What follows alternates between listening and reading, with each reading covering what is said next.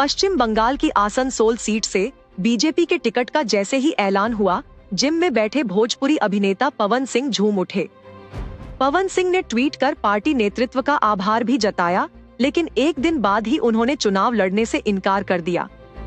आखिर क्या वजह रही कि जो पवन सिंह कुछ घंटे पहले टिकट पाने की खुशी में झूम रहे थे, वो बीजेपी का टिकट मिलने के कुछ ही घंटों बाद यू टर्न मार बैठे? आइए पवन सिंह की राजनीतिक पारी की शुरुआत की पूरी पड़ताल करते हैं और जानते हैं कि क्यों भोजपुरी एक्टर के राजनीतिक करियर पर शुरू होने से पहले ही एक ब्रेक लग गया। भारतीय जनता पार्टी ने 2 मार्च को लोकसभा चुनाव 2024 के लिए उम्मीदवारों की पहली लिस्ट जारी की। इस सूची में ही पीएम नरेंद्र मोदी, गृह मंत्री अमित शाह, रक्षा मंत्री राजनाथ सिंह की सीटों का ऐलान किया गया और इसी सूची में भोजपुरी सुपरस्टार पवन सिंह के नाम की भी घोषणा की गई। पवन सिंह को पश्चिम बंगाल के आसनसोल सीट से बीजेपी ने उम्मीदवार घोषित किया, लेकिन पवन सिंह ने अब लोकसभा चुनाव लड़ने से इनकार कर दिया है। एक्सपर्ट्स की राय है कि अगर पवन सिंह चुनाव लड़ते तो आसनसोल सीट से उनकी जीत पक्की थी। अब सबके मन में सवाल है कि आखिर पवन सिंह ने ऐन मौके पर लोकसभा चुनाव लड़ने से इनकार क्यों कर दिया? भोजपुरी अभिनेता पवन सिंह ने सोशल मीडिया प्लेटफॉर्म एक्स के जरिए बीजेपी नेतृत्व को धन्यवाद देते हुए ये घोषणा की है कि वो आगामी लोकसभा चुनाव नहीं लड़ेंगे। पवन सिंह के इस ऐलान ने सभी को हैरान कर दिया है, क्योंकि हाल ही में आसनसोल से लोकसभा टिकट मिलने पर उन्होंने खुशी जाहिर की थी। सोशल मीडिया में उनका ये वीडियो भी काफी वायरल हुआ था। पवन सिंह के लोकसभा चुनाव नहीं लड़ने की कई वजह बताई जा रही हैं। दरअसल आसनसोल से पवन सिंह के चुनाव लड़ने की खबर के बाद तृणमूल कांग्रेस ने पवन सिंह पर जमकर हमला बोला था, जिसके बाद सोशल मीडिया पर भी पवन सिंह के खिलाफ आक्रोश खड़ा करने की कोशिश की गई। खास तौर पर पवन सिंह की बंगाल की बेटी को लेकर गाए गए गानों के साथ बंगाल की अस्मिता और संस्कृति को खतरा बताया गया और पवन सिंह के खिलाफ लगातार कैंपेन भी चलाए गए। खुद बीजेपी के स्थानीय नेताओं ने पवन सिंह को टिकट मिलने पर नाराजगी जताई। आसनसोल में जिसको उम्मीदवार किया था वो पवन सिंह, जो बंगाल का औरत को लेके विलिफाई किया, ह्यूमिलिएट किया, गलत शब्द यूज करके उनको इंसल्ट किया, उनके खिलाफ हम लोगों ने प्रोटेस्ट किया और हमारा यह प्रोटेस्ट, ये जनगर्जन इतना जोरदार था, बीजेपी का उम्मीदवार चुनाव का मैदान छोड़ के भाग गया। और ये बात भी है, ये आसनसोल 2019 में बीजेपी जीता था, उसके बाद बीजेपी का सांसद अपना गलती सुधार के तृणमूल में आने का बाद वहां पर जो बाई इलेक्शन हुआ, वो बाई इलेक्शन में बीजेपी का जीता हुआ सीट तृणमूल कांग्रेस 3,03,000 वोटों से जीत के आया है। प्रधानमंत्री हैं इस देश के, सारी एजेंसीज उनके कंट्रोल में हैं, आईबी उनके कंट्रोल में है। उन्हें नहीं मालूम था पवन सिंह की क्या छवि है? अब मालूम पड़ा उन्हें 24 घंटे बाद। ये दर्शाता है कि इस देश में किस तरह की सरकार चल रही है, किस तरह के प्रधानमंत्री हैं, क्या उनका सूचना तंत्र है। सिर्फ विपक्ष पे नजर रखने के लिए हैं सारी एजेंसीज। जिनको आप टिकट दे रहे हो, उनका महिलाओं के बारे में जो भोंडे वीडियो हैं, क्या प्रधानमंत्री को नहीं जानकारी थी उन भोंडे वीडियो की? एक तरफ संदेश खाली का मुद्दा भाजपा उठाती, दूसरी तरफ पवन सिंह जैसों को टिकट देते हैं। फिर हर्षवर्धन जैसों को जाहिर सी बात है कि रिटायरमेंट लेनी पड़ेगी, क्योंकि दौर तो अब पवन सिंह का है। वहीं टीएमसी नेताओं ने पवन सिंह पर महिलाओं को लेकर अश्लील वीडियो बनाने का मुद्दा उछाला। इसके बाद सोशल मीडिया पर पवन सिंह के वीडियो भी शेयर किए जाने लगे।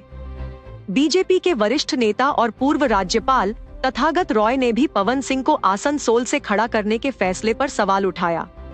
जानकारों के मुताबिक बीजेपी ने पवन सिंह को इस वादे के साथ टिकट दिया था कि वो बीजेपी के लिए हर दिन 4 से 5 चुनावी रैलियां करेंगे। कहा जा रहा है कि पवन सिंह ने ऐसा करने में असमर्थता जताई थी और कहा था कि इससे उनका काफी समय खर्च हो जाएगा। पवन सिंह के चुनाव नहीं लड़ने की ये भी एक वजह बताई जा रही है। हालांकि अगर हम उनकी उम्मीदवारी के ऐलान से पहले की खबरों पर नजर डालें, तो वो लगातार चुनाव लड़ने की बात करते रहे थे। पवन सिंह ने हमारे सहयोगी प्लेटफॉर्म बिहार तक से खास बातचीत की थी, जिसमें उन्होंने चुनाव लड़ने की इच्छा जताई थी। साथ ही 2019 में लोकसभा चुनाव में टिकट ना मिलने का जिक्र भी किया था। जीवन में देखिए, हर इंसान चाहता है कि कुछ अलग करें। जैसे हमारे ऑडियंस मेरे लिए भगवान है। हम ना ही पढ़े लिखे हैं और ना ही ज्यादा स्मार्ट हैं, बट फिर भी हमारे ऑडियंस जो मुझे चाहते हैं वो हमको ऐसे कुर्सी पर लाके बैठा दिए। तो हम लोग जैसे हम गायक बने, गायक से अभिनेता बन गए, और होता है ना कि अभिनेता से नेता हम बन पाई, ये हमारे ऑडियंस के हाथ में है। हमारा देखिए क्या है, हम जिस लाइन में हैं अपने ऑडियंस के ही आशीर्वाद से हमको सांस लेने का फुर्सत नहीं है। बट आदमी इवेंट में जाता है, गांव में जाता है, तो कहीं भी आज के डेट में गाड़ी से उतरो तो पवन भैया जिंदाबाद, भैया हम लोग चाहते हैं कि आपको सांसद के रूप में देखें। तो हमारे जो चाहने वाले हैं वो जो चाहेंगे पवन सिंह वही करेगा। तो मैं भी कन्वर्ट हो गया कि हाँ चलो ठीक है ब्रदर, ठीक है भैया, ठीक है चाचा, ठीक है माई, ठीक बहन, ठीक बा, लड़ेंगे हम चुनाव। यहाँ एक बात और भी बता दें कि पिछली बार के लोकसभा चुनाव में पवन सिंह को किसी कारणवश बीजेपी का टिकट नहीं मिल पाया था। इस इंटरव्यू में इसे लेकर भी उनका दर्द छलका था। पिछले चुनाव में, लोकसभा चुनाव में हम दिल्ली गए थे हम एक चैनल पे होली का कार्यक्रम करने। तो मैं बाहर निकला तो मुझे मेरे कुछ मित्र और मुझे फोन आया कि आपको पार्टी कार्यालय से बुलावा है। मैंने बोला ठीक है चलिए। तो मेरे शरीर पे तो 2 केजी रंग लगा हुआ था। मैंने बोला कि इस पे चलना ठीक है, थोड़ा फ्रेश। अरे नहीं चलिए, आप तो एक्टर हैं, सब चलेगा। ठीक है चलिए। मैं कार्यालय में गया, रूम में ऑफिस में बैठा, और ऊपर से क्या, जो मेन हमारे नेतागण थे उनका आदेश हुआ कि पवन जी आपको यहां से चुनाव लड़ना है। मैंने बोला ठीक है, जैसा आप लोगों का आदेश, हम अपने थोड़ा गार्जियन से भी बात कर लें, बाकी आप लोगों का आदेश आंखों पे। तो मैं दिल्ली से ना कॉन्फिडेंस में पटना चला आया अपने एक मित्र के यहाँ, कि जब मैं टीवी पे अपना नाम देखूंगा तो नाम देखने के बाद मैं अपनी माँ का पैर छूऊंगा, और माँ का पैर छू के ही मैं अपने स्थान पे जाऊंगा क्षेत्र में कि कहां से मुझे आदेश मिला है। बट बात बनते अचानक कहां से क्या हुआ मुझे पता नहीं चला। राजनीति में हो जाता है ठीक ना, क्योंकि मैं उतना तह तक गया नहीं था क्या हो सकता है। मैं तो कॉन्फिडेंस में था कि हाँ मेरा नाम आएगा, मैं नाम देखूंगा, माँ का आशीर्वाद लेके निकलूंगा। 2019 में आपका तय था। हाँ, लेकिन बीजेपी से लेकिन वो नहीं हुआ। कैसे नहीं हुआ ये हमको ज्यादा अंतर तक नहीं पता है। आइए अब जानते हैं कि बीजेपी ने आसनसोल से ही पवन सिंह को क्यों चुना और ये लोकसभा सीट क्यों खास है। आसनसोल को कोलकाता के बाद पश्चिम बंगाल का सबसे बड़ा शहर माना जाता है।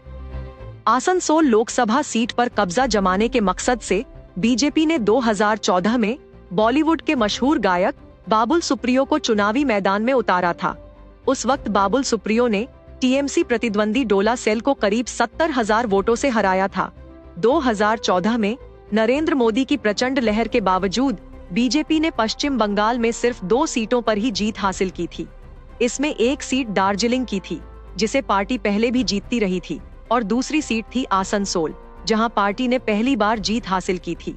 इसके बाद 2019 लोकसभा चुनाव में भी बाबुल सुप्रियो ने एक बड़े अंतर से आसनसोल सीट पर दोबारा जीत हासिल की थी। लेकिन साल 2021 में बाबुल सुप्रियो बीजेपी का दामन छोड़कर टीएमसी में शामिल हो गए थे। बाबुल सुप्रियो की कमी को पूरा करने के मकसद से ही बीजेपी ने पवन सिंह को आसनसोल से चुनावी समर में उतारा था। आइए अब भोजपुरी स्टार पवन सिंह के बारे में कुछ बातें जानते हैं। पवन सिंह भोजपुरी फिल्मों के सुपरस्टार माने जाते हैं। पवन सिंह को उनके भोजपुरी गाने लॉलीपॉप लागेलू ने दुनिया भर में पहचान दिलाई। भोजपुरी फिल्मों में उनके काम के लिए उन्हें 2 अंतर्राष्ट्रीय भोजपुरी फिल्म पुरस्कार भी मिल चुके हैं। इसके साथ ही पवन सिंह की गिनती भोजपुरी सिनेमा के सबसे महंगे एक्टर्स में की जाती है। रिपोर्ट्स के मुताबिक पवन सिंह की नेटवर्थ करीब 65 करोड़ रुपए के आसपास है। पवन सिंह की कामयाबी से इतर उनका विरोध उनके गाए गीतों को लेकर होता रहा है, जिसमें विरोधी कथित अश्लीलता और महिलाओं पर की जाने वाली टिप्पणी को लेकर उन पर हमलावर भी रहते हैं।